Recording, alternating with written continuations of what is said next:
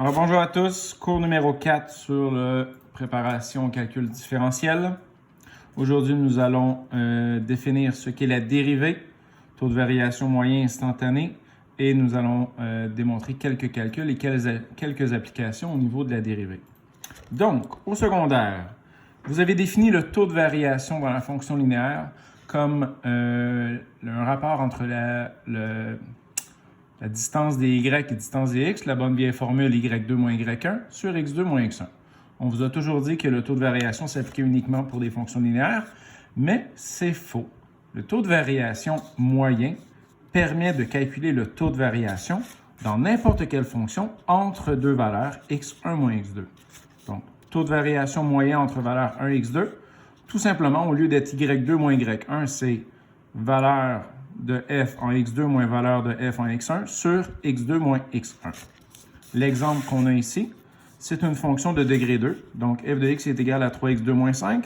Et on tente de déterminer le taux de variation moyen entre cette fonction, entre les valeurs x égale 2 et x égale 5. Donc, visuellement, ce qu'on est en train de faire, c'est qu'on est en train de déterminer la pente entre ces deux points-là ici. Donc, le calcul mathématique, f de 5 moins f de 2 sur 5 moins 2.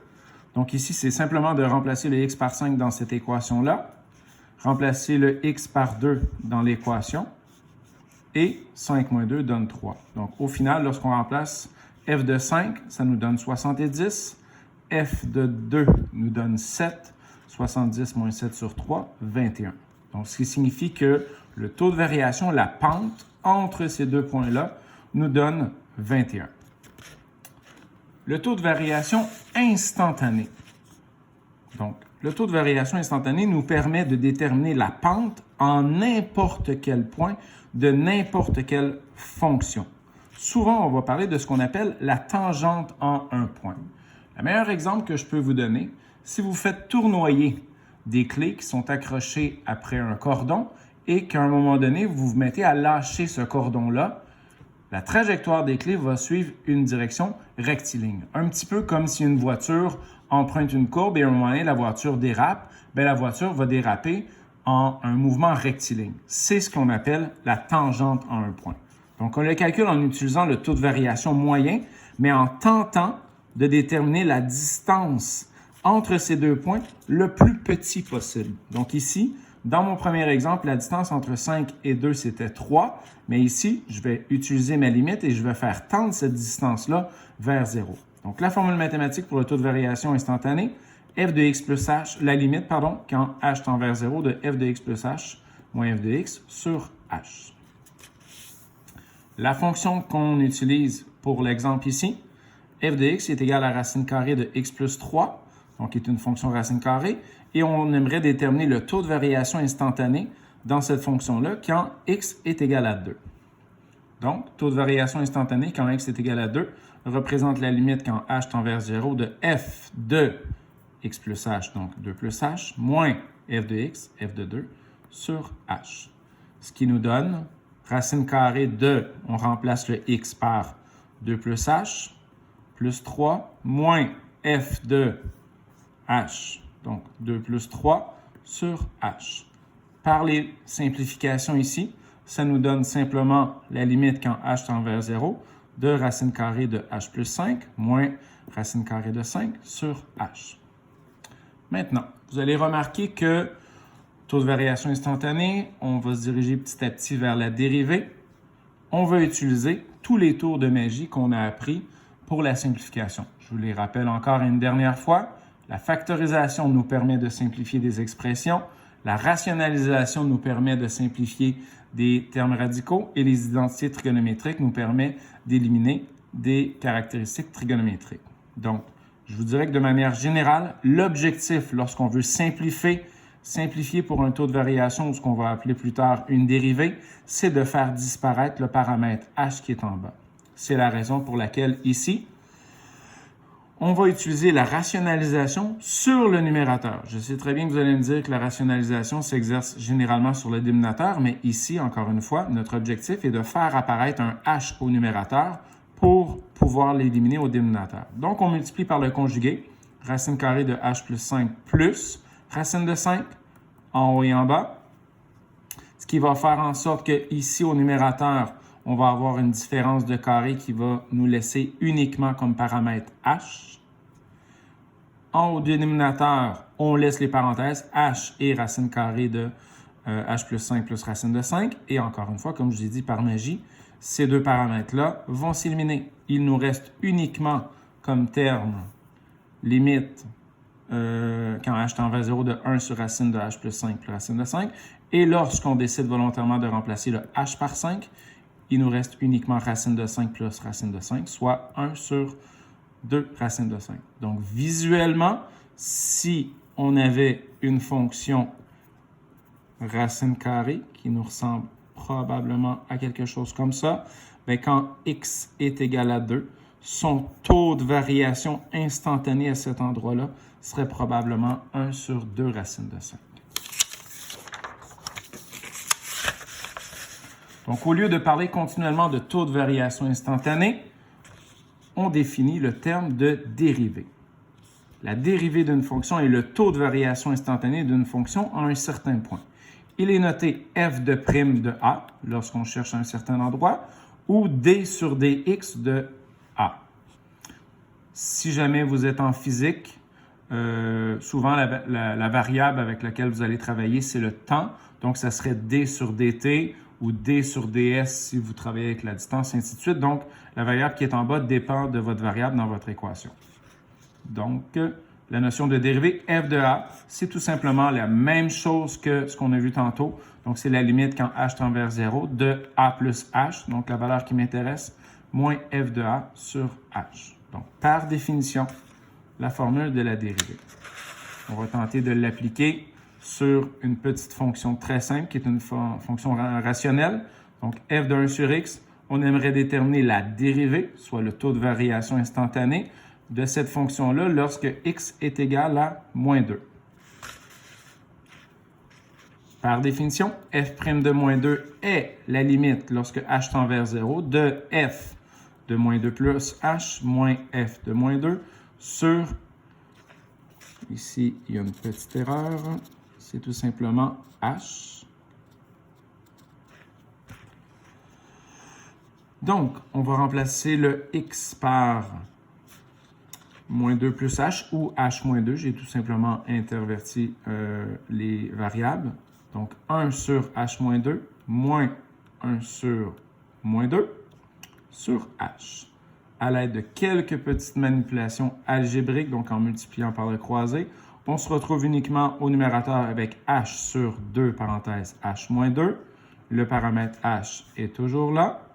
Et ensuite de ça, on peut exercer une simplification parce que notre premier étage et notre troisième étage sont identiques, donc on peut les éliminer. Et il nous reste simplement 1 sur 2 parenthèses h moins 2.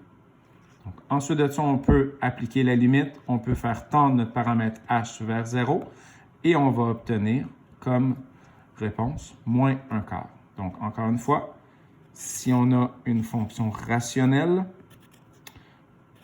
1 sur x, on aimerait déterminer son taux de variation lorsque x est égal à moins 2.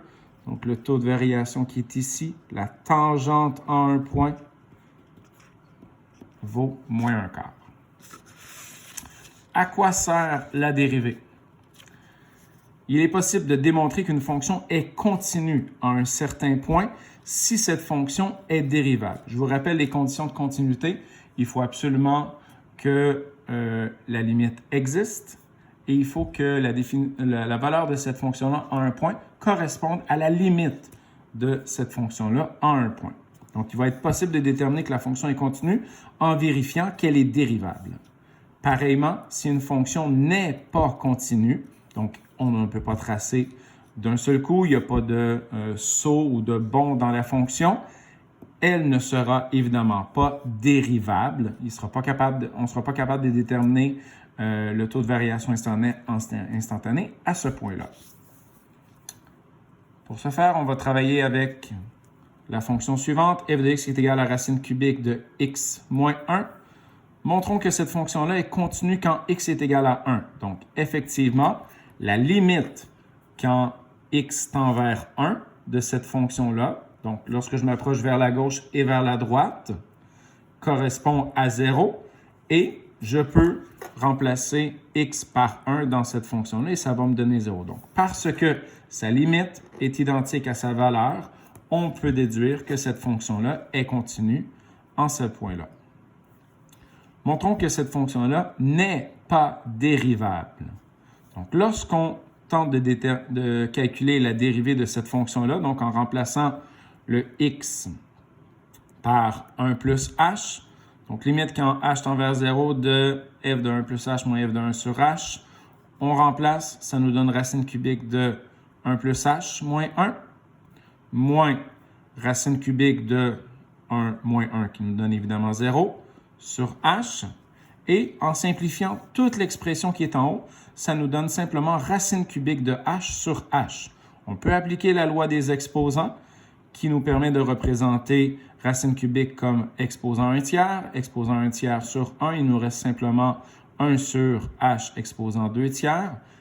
Et lorsqu'on fait tendre h vers 0, ça fait tendre le dénominateur vers 0 et 1 sur 0 nous fait tendre vers l'infini. Donc, ça veut dire quoi? Est-ce que ça veut dire que la pente est l'infini? Non. Ça veut simplement dire que la pente en ce point-là correspond passablement à une droite verticale. Pourquoi une droite verticale? J'ai tracé le graphique au-dessus et quand x se rapproche de 0, je remarque que, si vous suivez mon crayon, voici la pente de ma courbe et à h est égal à 0, la pente correspond tout simplement à une droite verticale. Donc, c'est la raison pour laquelle on ne peut pas déduire le taux de variation à cet endroit-là parce que la pente, elle est tout simplement verticale. C'est ce qui met fin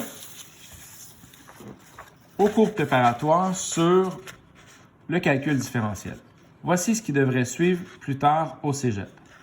Donc, évidemment, la grosse formule sur la dérivée, qui est la limite, blablabla, c'est long, c'est épuisant à calculer. C'est la raison pour laquelle votre enseignant va vous montrer les raccourcis ou peut-être que même vous-même, vous allez devoir les calculer dans vos cours. Vous allez déterminer la dérivée de toutes les fonctions réelles, les fonctions polynomiales, les fonctions exponentielles, logarithmiques, même les fonctions trigonométriques, ils vont tous y passer. Donc, au moins en ayant ces raccourcis-là, vous allez pouvoir simplifier vos calculs mathématiques. Par la suite, une fois que vous allez connaître les dérivées des fonctions, vous allez être en mesure de déterminer d'autres valeurs critiques. Parce que souvenez-vous, nos valeurs critiques étaient, mettons, interdiction divisée par 0, des choses comme ça. On analysait, on déterminait qu'il y avait des asymptotes verticales, qu'il y avait des points vides. Bien, il est possible, en effectuant une seconde dérivée, d'aller déterminer d'autres valeurs critiques et avec les restrictions, avec les dérivés, avec les dérivées secondes, on est en mesure de tracer clairement un graphique à l'aide d'un tableau de restriction. Si vous vous souvenez, dans un des cours de rappel, vous aviez un tableau de restriction à travailler. C'est vraiment avec ce tableau-là que vous allez être capable de déterminer clairement l'allure d'un graphique. Et tous ces procédés mathématiques-là vont vous être utiles dans des situations géométriques, quand vous allez être en physique, je pense notamment en physique, en électricité, en physique des ondes, en mécanique également, quand vous allez déterminer des mouvements, vous allez en avoir de besoin. Donc sur ce, je vous souhaite bonne chance au cégep, bon courage et rappelez-vous, le secret de votre réussite au collégial réside dans l'organisation de votre temps. Merci.